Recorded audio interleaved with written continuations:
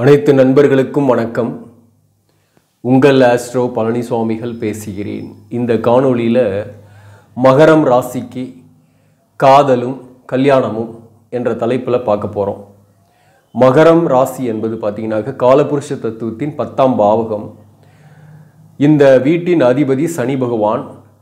இங்கே பார்த்திங்கனாக்க உத்திராடம் நட்சத்திரம் 3 பாதங்கள், திருவோண நட்சத்திரம் 4 பாதங்கள், அவிட்டம் நட்சத்திரம் 2 பாதங்கள் இருக்கும். இப்போ பார்த்தீங்கன்னாக்க மகர ராசிக்கு பாத சனி இப்போ நடந்துட்டு இருக்கு. கடந்த காலங்களில் ஜென்மசனியாக இருக்கக்கூடிய காலகட்டத்தில் இந்த திருமண வாழ்க்கை சம்பந்தமாக அதிகமான பாதிப்புகள் பிரச்சனைகளுக்கு உள்ளானவங்க யாருன்னாக்க அவிட்டம் நட்சத்திரத்தில் பிறந்தவங்க தான். இப்போவும் சரி, போன வருஷம் அதுக்கு முந்தின வருஷமும் சரி, அவிட்டம் நட்சத்திரத்தில் பிறந்தவங்க பார்த்தீங்கன்னாக்க ஒன்று திருமணம் ஆகாமல் லேட் ஆகிட்டு இருக்கோம், 30 வயசு கடந்தும் வரன் பார்த்து திருமணம் ஆகியிருக்காது, அல்லது திருமணம் ஆனவங்களுக்கு பிரிவுகளை ஏற்படுத்தியிருக்கும், பிரச்சனைகளோடு இருந்திருப்பாங்க, மொத்தத்தில் ஒரு கான்ட்ரவர்ஷியலோடு கூட சில பேர் இருந்துட்டு இருப்பாங்க. அதே போல் பார்த்தீங்கன்னாக்க இந்த மகரத்துக்கே ஒரு சில பண்புகள் இருக்கு இல்லையா. இந்த திருமண வாழ்க்கைனா இப்படி தான் இருக்கும். அதே போல் இவங்களுக்கெல்லாம் காதல் வருமா வராதா, செட் ஆகுமா செட் ஆகாதா, இதெல்லாமும் நம்ம இந்த பதிவில் தெரிஞ்சுக்கலாம். இப்போது இந்த மகர ராசியை பொறுத்தவரையிலும் நல்ல ஆளுமைத்தன்மை உடையவர்கள், அதாவது மற்றவர்களை வழிநடத்தக்கூடிய அந்த தலைமை பதவிக்கு போகக்கூடிய ஆற்றல் இவங்ககிட்ட உண்டு. மைண்டு ஆனால் ஒரு நிலைப்பாட்டில் இருக்காது. திருவோண நட்சத்திரத்தில் பிறந்திருக்கீங்க அப்படின்னாக்க எண்ணங்கள் மாறிக்கொண்டே இருக்கும். ஒரு 15 நாள் பார்த்தீங்கன்னாக்க ஒரு ஹாப்பியாகவும், அடுத்த ஒரு 15 நாள் சேடாகவும் ஃபீல் பண்ணுற மாதிரியான சூழ்நிலைகள் உங்களை சுற்றி இருந்துக்கிட்டே இருக்கும். இன்னும் சொல்ல போனாக சில நேரங்களில் இல்லாத நினச்சி வருத்தப்பட்டுட்டு இருக்கக்கூடிய சூழ்நிலையும் சில பேருக்கு இருக்கும். எல்லாம் இருந்தும் ஏதோ ஒன்று இல்லை என்ற ஒரு கவலை ஒன்று இருந்துக்கிட்டே இருக்கும். அது 3 நட்சத்திரக்காரர்களுக்குமே இருக்கும். இப்போ பார்த்தீங்கன்னாக்க குறிப்பாக இந்த மகரம் ராசி என்பது பார்த்தீங்கன்னாக்க சனி பகவானுடைய ஆட்சி வீடு. இது ஒரு நிலம் ராசி.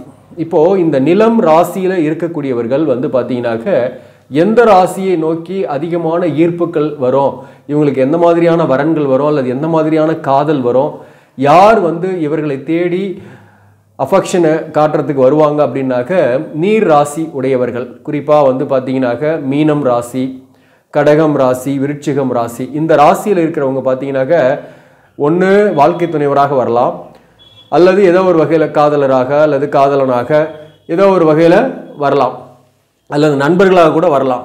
ஆனால் இந்த உறவு நிலைக்குமா அல்லது ஹாப்பியாக இருக்கா அப்படின்னாக்க இல்லைன்னு தான் சொல்ல முடியும். அதாவது விருச்சிக ராசியே சப்போஸ் நீங்கள் மேரேஜ் பண்ணியிருக்கீங்க அப்படின்னாக்க நிறைய நீங்கள் சாக்ரிஃபைஸ் பண்ணிக்கிட்டே இருக்கணும், நிறைய விட்டு கொடுத்து போய்கிட்டே இருக்கணும், அல்லது பார்த்தீங்கன்னாக்க கொஞ்சம் எமோஷனல் ஆனீங்கன்னா கூட பிரச்சனைகள் குடும்ப வாழ்க்கையில் அதிகமாகவே எதிரொலிக்கும். அதே போல் பார்த்தீங்கன்னாக்க சின்ன வயசுலேயே பார்த்தீங்கன்னா உங்களுக்கு காதல் ஏதோ ஒரு வகையில் உங்களை கண் சிமிட்டிட்டு தான் போகும். எல்லாருக்குமே சொல்கிறேன், காதல் வராமல் இருக்காது. மகரம் ராசியில் பிறந்தவங்களுக்கு 5ஆம் அதிபதியாக வரக்கூடியவர் சுக்கிரன். பொதுவாகவே இந்த சுக்கிரன் 5ஆம் அதிபதியாக சப்போஸ் உங்கள் ஜாதகத்தில் சுக்கிரன் வலுவாக இருக்கிறாரு, ஆட்சி பெற்றிருக்கிறாரு, உச்சம் பெற்றிருக்கிறாரு, அல்லது நட்பு வீட்டில் இருக்கிறாரு அப்படின்னா கூட, அல்லது 7ஆம் பாவகத்தில் இந்த சுக்கிரன் இருக்கிறாரு அப்படின்னாக்க கண்டிப்பாக பார்த்தீங்கன்னாக்க உங்களுக்கு பார்த்தீங்கன்னாக்க காதல் ஏற்படும். இந்த காதல் என்பது பார்த்தீங்கன்னாக்க கல்யாணத்தில் முடியுமா அப்படின்னாக்க பொதுவாகவே உங்கள் ராசி அல்லது லக்னத்தில் பாவ கிரகங்கள் சம்பந்தப்படாமல் இருக்குது. சனி, சூரியன், ராகு, கேதுக்கள், செவ்வாய் போன்ற கிரகங்கள் லக்னத்துக்கு 7ஆம் இடத்துலையோ அல்லது லக்னத்திலேயோ அல்லது ராசிக்கு 7ஆம் இடத்துலையோ அல்லது ராசிலேயோ இல்லாமல் இருந்துச்சுனாக்க மேக்ஸிமம் காதல் சக்ஸஸ் ஆகிடும். சரி, சப்போஸ் நீங்கள் பார்த்தீங்கன்னாக்க நீங்கள் ஒரு மீன ராசி அல்லது விருச்சிகம் அல்லது கடக ராசி இவங்களை நீங்கள் மேரேஜ் பண்ணிக்கிறீங்க அப்படின்னாக்க காதலிக்கிறீங்க, காதல் சக்ஸஸ் ஆகிடுச்சு, மேரேஜ் வரலும் போயிடுச்சு, மேரேஜும் ஆயிடுச்சு. ஸோ காதலராக இருக்கிறவர்களும் பார்த்தீங்கன்னாக்க உங்களுக்கு சிறப்பாக தெரிஞ்சிருப்பார். காதலராக இருக்கிறவர்களும் உங்களுடைய வாழ்க்கை துணைவர் ரொம்ப நல்ல மனிதர், வல்லவர் என்ற அடிப்படையில் உங்களுக்கு தெரியும். அவர் உங்களுக்கு கணவராகவோ அல்லது மனைவியாகவோ ஆன பின்பு அவருடைய இன்னொரு பக்கமும் நீங்கள் தெரிஞ்சிக்க வேண்டிய சூழ்நிலை வரும். அப்போ தான் தெரியும், அதோட அவசரப்பட்டுட்டோம்பா, இந்த காதல் சக்ஸஸ் ஆகாமல் இருந்திருந்தா கூட பரவாயில்லையா இருக்கும் போல இருக்குது அப்படின்னு நீங்கள் யோசிக்கிற மாதிரியான வாழ்க்கை போய்கிட்டு இருக்கோம். இன்னொன்று பார்த்தீங்கன்னாக்க இந்த மகரம் ராசியை பொறுத்தவரையிலும் பொதுவாகவே எதிர்ப்பாளினருடைய நட்பு, எதிர்ப்பாளினுடைய காதெல்லாம் ஈஸியாக வரும். ஆஃப்டர் த மேரேஜுக்கு பின்னாடி கூட அதுவும் கடந்த காலங்களில் இப்போவும் சரி, நீங்கள் ஒர்க் பண்ணுற இடத்துலையோ அல்லது படிக்கக்கூடிய மாணவர்கள், உயர்கல்வி படிக்கக்கூடிய மாணவர்களாக இருக்கீங்கன்னாக்க உங்களுக்கு எதிர்ப்பாளினுடைய அஃபெக்ஷன்லாம் ஈஸியாகவே அமையும். ஸோ அவங்க தான் உங்களை கெடுக்கிறதே, இந்த நல்ல நேமை வந்து கெடுக்கிறதே யாருனாக எதிர்ப்பாளினுடைய இந்த அஃபெக்ஷன் தான். இந்த மகரம் ராசியில் பிறந்தவங்க பார்த்தீங்கன்னாக்க ஒர்க் பண்ணுற இடத்துல ஏதோ ஒரு வகையில் நட்பாகவோ காதலாகவோ பழகிறீங்கன்னா அந்த ரிலேஷன்ஷிப் ரொம்ப டீப்பாக போகும். அது டீப்பாக போகும்போது உங்களுடைய வேலைக்கு பிரச்சனைகளை உருவாக்கும். வேலையை விட்டு வர வேண்டிதான். வேலையில் வந்து கெட்ட பேரை சம்பாரிச்சுக்கிட்டு அந்த இடத்த விட்டு நம்ம இடமாற்றத்துக்கு அடைய வேண்டிய சூழ்நிலை ஏற்படும். கவர்மெண்ட் ஜாபாக இருந்தாக்க இடமாற்றம் வரும். அதே வந்து ப்ரைவேட்டில் வேலையில் ஒர்க் பண்ணுறீங்க அப்படின்னாக்க நீங்கள் வேலையை விட்டுட்டு வேறு கம்பெனிக்கே ட்ரை பண்ண வேண்டிய சூழ்நிலை ஏற்பட்டுடும். இன்னொன்று, மகரத்தில் இருப்பவங்க பார்த்தீங்கன்னாக்க மற்றவங்களை வசீகரிக்கக்கூடிய ஆற்றல் இவங்ககிட்ட ஏதோ ஒன்று இருக்கும். அதனால் பார்த்தீங்கன்னாக்க ஆட்டோமேட்டிக்காகவே எதிர்ப்பாளினுடைய நட்பு, காதல் போன்ற விஷயங்கள்லாம் இவங்களுக்கு வந்து ஏற்பட்டுடுது. அதனால் காதலும் வந்து பார்த்தீங்கன்னாக்க செட் ஆகிடும் ஈஸியாகவே. மொத்தத்தில் வந்து பார்த்தீங்கன்னா இவங்ககிட்ட இருக்கக்கூடிய அந்த ஆளுமை தன்மை என்பது மற்றவங்களை குறிப்பாக வந்து எதிர்ப்பாளினர் ரொம்ப ஈர்க்கக்கூடியதாக இருக்கும். அந்த கம்பீரம், மற்றவங்களை வழிநடத்துறது, ஒரு பெருந்தன்மை, ஆளுமையாக பேசுறது, இதெல்லாம் மற்றவர்களுக்கு பிடிக்கும். அதனால் வந்து பார்த்தீங்கன்னா ஈஸியாக வந்து இவங்களுக்கு அந்த எதிர்ப்பாளினுடைய நட்பு இதெல்லாமே கிடைச்சிருது. கொஞ்சம் லேட் ஆகும் மேரேஜ். இந்த லேட் ஆகிறதுன்றதுனாலேயே பெரும்பாலானோருக்கு மகர ராசியில் பிறந்தவங்களுக்கு ஒரு காதல் ஏற்பட்டு பிரிந்து அதற்கப்புறம் தான் கல்யாணம் ஆகிற மாதிரி இருக்கும். கேட்டாக சொல்லுவாங்க, கரெக்டாக ஆமாங்க ஒரு காதல் ஏற்பட்டு விலகிட்டோம் அப்படின்ட்டு. ஸோ அந்த மாதிரி வந்து பார்த்தீங்கன்னாக்க மகர ராசியில் இருப்பவர்களுக்கு ஒரு காதல் என்பது சாதாரணமாக வரும். ஆனால் அதில் பாதிக்கப்படுறாங்கன்றது தான் ஒரு முக்கியமான விஷயம். அடுத்தது திருமணத்தை எடுத்துக்கிட்டாக்க இவங்களுக்கு வந்து பார்த்தீங்கன்னாக்க 7ஆம் பாவகம் என்பது கடகம். மகர ராசிக்கு 7ஆம் பாவகம் கடகம். பொதுவாகவே பார்த்தீங்கன்னாக்க இந்த கடகத்துக்கும் மகரத்துக்கும் ஒரு செட் ஆகாது. என்ன காரணம் அப்படின்னாக்கா, நீங்கள் சப்போஸ் கடகராசி கல்யாணம் பண்ணிக்கினீங்கன்னாக்க 7ஆம் பொறுத்த மாதிரி தான், எப்போ பார் சண்டை போட்டுக்கிட்டே இருக்கிற மாதிரி தான் இருக்கும். மகர ராசிக்கு வரக்கூடிய வாழ்க்கை துணைவர் தன்னுடைய வேலைகளில் ரொம்ப கான்சன்ட்ரேஷன் பண்ணக்கூடியவராக இருப்பார். அதாவது எதையுமே வேகமாக செயல்படணும், உணர்ச்சி வசப்படக்கூடியவராக இருப்பார் இவரை போலவே. அதாவது மகர ராசியை போலவே வரக்கூடிய வாழ்க்கை துணிவரும் இவருக்கு வரக்கூடிய வாழ்க்கை துணிவரும் உணர்ச்சி வசப்படக்கூடியவராக இருப்பார். அதே போல் கொஞ்சம் கோபம் இருக்கும், இவருக்கு போலவே அந்த கோபம் இருக்கும். அதே போல் ரொம்ப ஃபாஸ்ட்டாக வேலை பார்க்கணும், ஃபாஸ்ட்டாக செய்யணும் அப்படின்னு நினைக்கக்கூடியவராக இருப்பார். மகர ராசியை பொறுத்தவரையிலும் கொஞ்சம் நிதானமாக யோசித்து ஆராய்ந்து மெதுவாக செயல்படணும்னு நினைக்கக்கூடியவர்களாக இருப்பாங்க. அதனால் ரெண்டு பேருக்குமே அதுவே ஒரு கான்ட்ரவர்ஷியல் ஏற்படுத்தக்கூடியதாக இருக்கும். இந்த மகரம் ராசிக்கு வரக்கூடிய வாழ்க்கை துணைவரை பொறுத்தவரையிலும் கொஞ்சம் சுயநலவாதிகளாக இருப்பாங்க. இவங்க கொஞ்சம் பிராட் மைண்ட் இருக்கும். அதாவது தன்னுடைய ஃபேமிலிக்கெல்லாம் கொஞ்சம் ஹெல்ப் பண்ணணும், தன்னுடைய பெற்றோர்களுக்கு ஹெல்ப் பண்ணணும்னு நினைக்கக்கூடியவர்கள் எப்பயுமே பெற்றோர்கள் மேலே ரொம்ப பாசம் வச்சுருப்பாங்க மகர ராசியை பொறுத்தவரையிலும். பட் இவருக்கு வரக்கூடிய வாழ்க்கை துணைவர் அதில் வந்து கொஞ்சம் உடன்பாடு இல்லாமல் இருப்பாங்க. நம்மளுடைய குடும்பத்துக்கே கொஞ்சம் கஷ்டம் இருக்குது, நாம் எதுக்கு அவங்களுக்கு தரணும் அப்படின்ற எண்ணங்கள்லாம் இருக்கும். ஸோ அதுவே கூட சில நேரங்களில் இவங்களுக்கு கொஞ்சம் குடும்ப வாழ்க்கையில் பிரச்சனைகளை உருவாக்கும். இன்னொன்று, மகர ராசிக்கு வரக்கூடிய வாழ்க்கை துணைவருடைய குடும்பத்தாரால், குறிப்பாக மாமனார் மாமியாரால் இவங்க கொஞ்சம் பாதிப்பாங்க. அவங்களோட ஃபுல் சப்போர்ட் இருக்காது, அல்லது உறவுகளோட பகை இருந்துக்கிட்டே இருக்கிற மாதிரி இருக்கும். குறிப்பாக வந்து பார்த்தீங்கன்னாக்க மகர ராசிக்கு வரக்கூடிய வாழ்க்கை துணைவருடைய உறவுகள் மகர ராசிக்காரங்களுக்கு செட் ஆக மாட்டாங்க. அதே போல் மகர ராசியோட உறவுகள் வந்து வரக்கூடிய வாழ்க்கை துணைவருடைய உறவுகளுக்கு செட் ஆக மாட்டாங்க. அதுவே இவங்க குடும்ப வாழ்க்கையில் கான்ட்ரவர்ஷியல் ஏற்படுத்தக்கூடிய அமைப்பு. மேக்ஸிமம் பார்த்தீங்கன்னாக்க தனித்து இருப்பாங்க, அதாவது தனி கொடுத்துன்னு போயிருப்பாங்க. ஒன்றா இருந்தாங்கன்னா நிறைய பிரச்சனை வருது அப்படின்ட்டு கூட அவங்க தனி கொடுத்துன்னு போவாங்க. ஆனாலும் சில பிரச்சனைகள் வந்துக்கிட்டு தான் இருக்கிற மாதிரி இருக்கும் சில பேருக்குலாம். அதாவது குறிப்பாக மேட்சிங் வந்து கரெக்டாக இருக்குது, பொருத்தம் நல்லா இருக்குது அப்படின்னாக்க பெரிய பாதிப்புக்கெல்லாம் கொடுக்கறது கிடையாது. இந்த பொருத்தம் சரியில்லை, இந்த தாரதோஷங்கள் இருக்குன்னா தான் இது மாதிரியான சின்ன சின்ன விஷயத்தை கூட பெருசுப்படுத்தி பேசி அதுவே ஒரு பிரச்சனையை உருவாக்கி அதையே பிரிஞ்சு போகிறது.